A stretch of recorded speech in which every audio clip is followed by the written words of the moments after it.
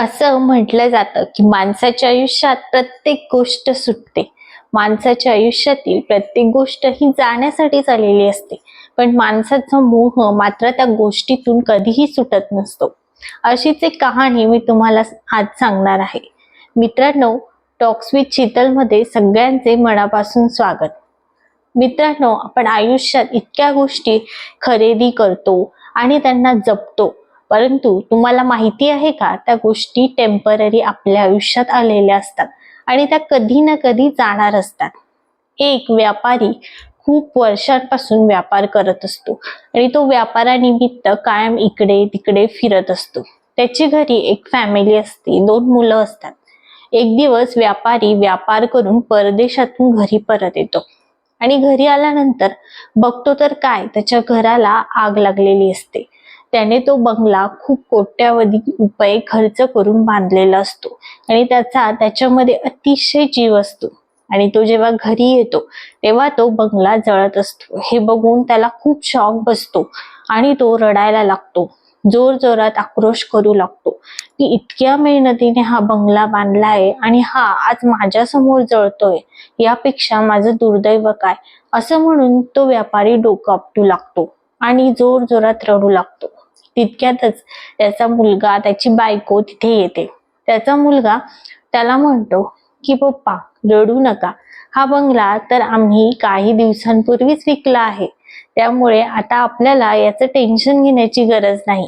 हा बंगला आता आपला नाही. हे ऐकून व्यापाऱ्याला थोडासा दिलासा भेटला. व्यापारी थोडा खुश झाला आणि त्याचं रडणं थांबवलं आणि व्यापारीही इतर लोकांमध्ये उभं राहून त्या जळणाऱ्या बंगल्यांकडे बघत होता आणि तो विचार करत होता की जाऊ दे, आता हा बंगला माझा राहिलेला नाही, मीही आता ह्या लोकांमधलाच एक झालेलो आहे, असं तो विचार करू लागतो. आणि तिथे सगळ्यांसोबत उभं राहून तो फक्त त्या जळणाऱ्या बंगल्याला बघत असतो. तितक्यातच त्याचा मोठा मुलगा तिथे येतो आणि तो म्हणतो की पप्पा, आपला बंगला तर जळतोय, आपण काय करायचं. त्यावरती सेठ त्याला बाजूला घेऊन जातो आणि सांगतो, अरे हा बंगला तर विकला गेला आहे, तो आपला नाही, त्यामुळे आता याची काळजी करण्याची आपल्याला गरज नाही.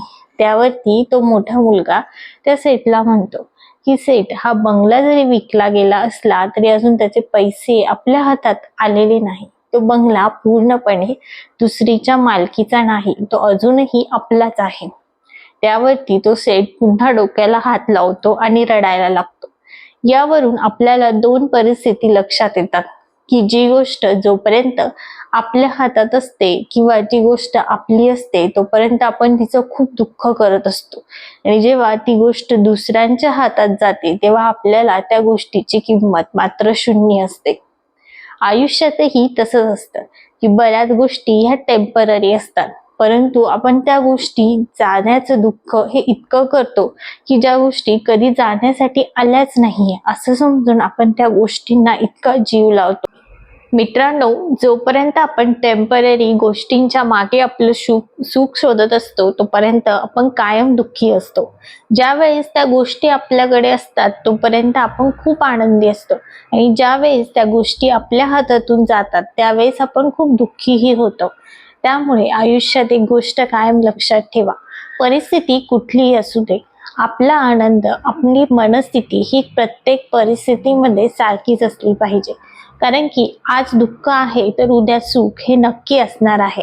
त्यामुळे टेम्पररी गोष्टींवरती आपला आनंद डिपेंड न ठेवता आपल्या मनस्थितीवरती आपल्या गोष्टी अवलंबून असल्या पाहिजे. आजची ही छोटीशी कथा कशी वाटली हे कमेंट करून नक्की सांगा, आणि आवडल्यास चॅनलला सबस्क्राईब नक्की करा.